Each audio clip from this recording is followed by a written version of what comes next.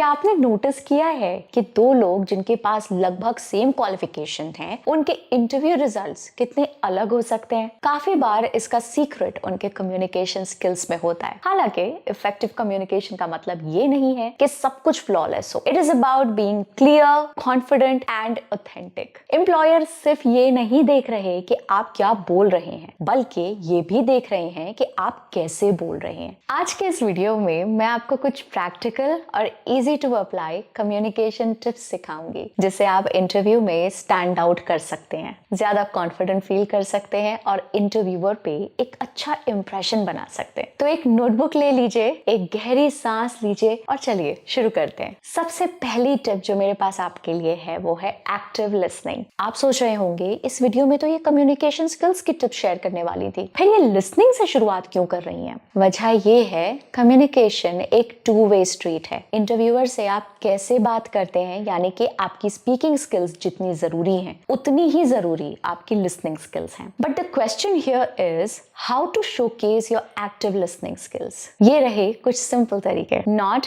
And acknowledge. Interviewer की बात सुनते वक्त हल्का सा नॉड करिए या आई अंडरस्टैंड कहिए। ये एक्टिव पार्टिसिपेशन दिखाता है। नॉडिंग हेल्प करती है एक बेटर कनेक्ट बनाने में और इससे आपका अच्छा रेपो बिल्ड होता है। Clarify when needed. अगर आप किसी क्वेश्चन को पूरी तरह समझ नहीं पाए तो पोलाइटली पूछ लीजिए, could you please elaborate on that. आप क्लैरिफिकेशन मांगते हैं तो इंटरव्यूअर को पता चलता है कि आप बातें ध्यान से सुन रहे हैं और कॉन्वर्सेशन में जेन्युइनली इंटरेस्टेड हैं। Avoid interrupting. जब तक इंटरव्यूअर अपनी बात खत्म ना कर दे, आप बीच में बिल्कुल मत टोकिए। इससे आपकी रिस्पेक्ट और आपका प्रोफेशनलिज्म दिखाई देता है। Point number 2 on the list is clear and concise speaking. Employers उन कैंडिडेट्स को पसंद करते हैं जो अपने थॉट्स को इफेक्टिवली आर्टिकुलेट कर सकें, बिना इधर उधर की लंबी लंबी बातें करें। पॉइंट पे रह के रेलेवेंट थॉट्स को ही सिर्फ कहना आपके इंटरव्यू के लिए अच्छा रहेगा। इससे पता चलेगा कि आपका फोकस बना हुआ है। और लंबी लंबी बातें इधर उधर की जब आप करने लग जाएं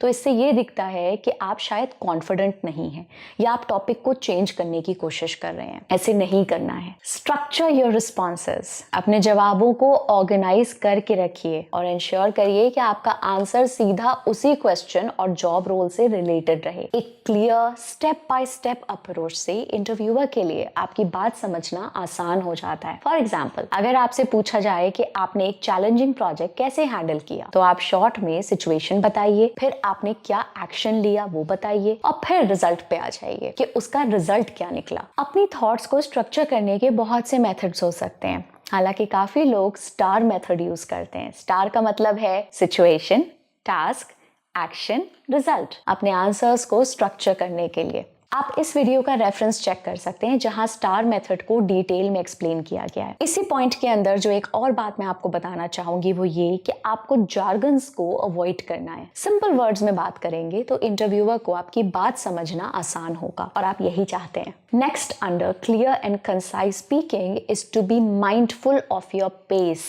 पेस का मतलब है आपके बात करने की गति, आपके बात करने की स्पीड। कोशिश करिए कि आप ज्यादा जल्दी जल्दी ना बोलें। मैंने अपने एक इंटरव्यू में इतना जल्दी जवाब देने की कोशिश करी कि एंड में मेरी सांस ही भूल गई थी।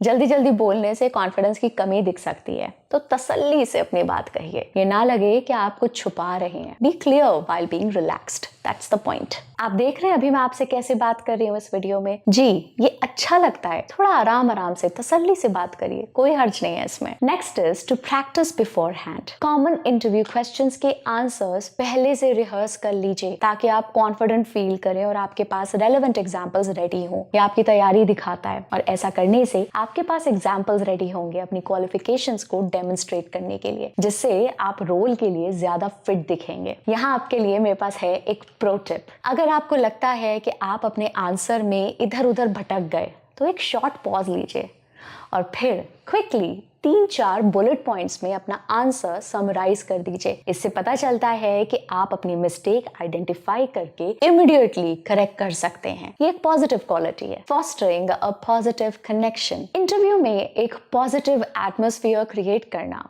और इंटरव्यूअर के साथ अच्छा कनेक्शन बिल्ड करने के कुछ पावरफुल वेज हो सकते हैं। इनमें से 2 इंपॉर्टेंट तरीके हैं। First, smile genuinely and second, subtly mirror the interviewer. समझते हैं इसको. Smile genuinely तो आप समझ गए होंगे. एक वार्म नेचुरल स्माइल आपको अप्रोचेबल बनाती है और कॉन्वर्सेशन को ज्यादा फ्रेंडली कर देती है. ऐसे करने से दोनों साइड्स के लिए टेंशन कम हो जाती है, जिससे आगे बातें स्मूथ चलती हैं. Simple. By mirroring I mean कि आप उनके हाव भाव को थोड़ा सा सटल तरीके से उसी को रिफ्लेक्ट बैक कर रहे हैं. आप देख रहे हैं, ऑब्जर्व कर रहे हैं कि वो कैसे बात कर रहे हैं.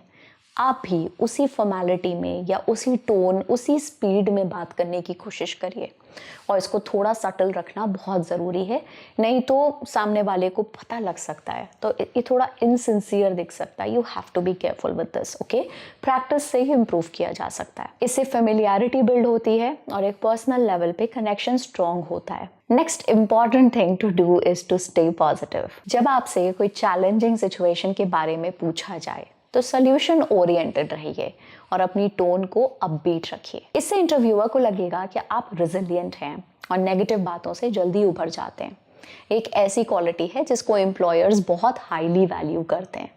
A positive tone shows you're adaptable, you're optimistic and focused on solutions, not problems. आइए इसको एक एग्जाम्पल से समझते हैं. I struggled with time management. इसको बोलने की जगह आप और क्या बोल सकते हैं so that ये थोड़ा पॉजिटिव दिखे, सोल्यूशन ओरिएंटेड दिखे. अभी आप एक प्रॉब्लम स्टेट कर रहे हैं, आई स्ट्रगल्ड विद टाइम मैनेजमेंट. आप सोल्यूशन ओरिएंटेड हैं तो आप ऐसे कह सकते हैं इस बात को, I learn to prioritize task effectively through time management techniques. ठीक है, तो आपने वही बात कही मगर आपने उसको थोड़ा पॉजिटिव बेंट के साथ बोला. Point number 4 for your effective communication skills is handling difficult questions.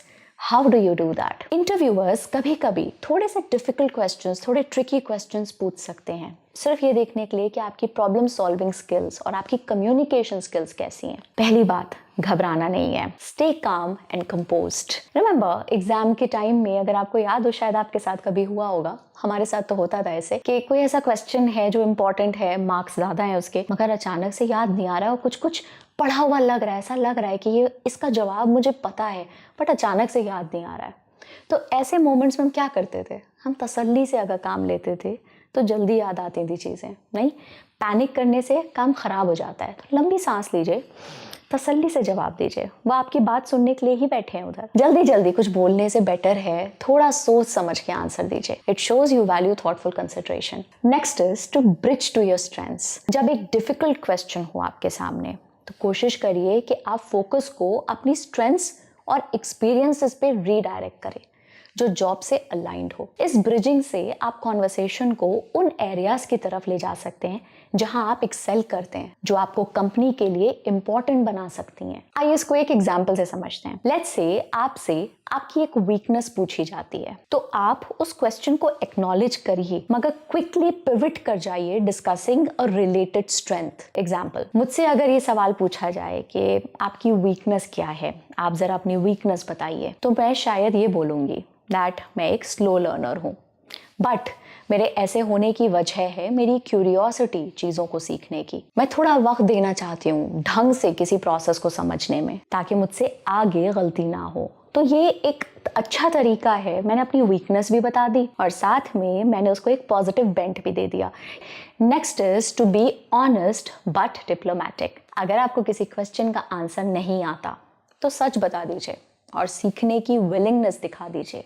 इससे ट्रस्ट और क्रेडिबिलिटी बिल्ड होती है. Alright, coming to point number 5 which is the last point on this list, tailoring your communication to the role. हर job के लिए अलग अलग communication style जरूरी हो सकते हैं. For a job at the reception of a hotel maybe a person needs to be very cordial and friendly, but on the other hand अगर बात पुलिस की नौकरी की करी जाए तो एक सर्टेन एयर ऑफ अथॉरिटी और स्ट्रिक्टनेस चाहिए होगी. कमिंग बैक, आपको कंपनी के कल्चर और एक्सपेक्टेशंस को समझकर अपनी अप्रोच टेलर करनी होगी. इसकी ये कुछ सिंपल टिप्स हैं. First and foremost, research the company, know their culture. Research करके आप अपनी प्रेपरेशन और जेन्युइन इंटरेस्ट दिखा सकते हैं और इंटरव्यूअर से उनके लेवल पे सक्सेसफुली कनेक्ट बना सकते हैं. Adapt your language, use relevant industry terms. जो इंडस्ट्री टर्म्स आपकी फील्ड से रिलेटेड हैं उन्हें यूज करिए, पर जार्गन की बौछार ना कर दीजिएगा। इंडस्ट्री के रेलेवेंट वर्ड्स से आपकी एक्सपर्टीज दिखेगी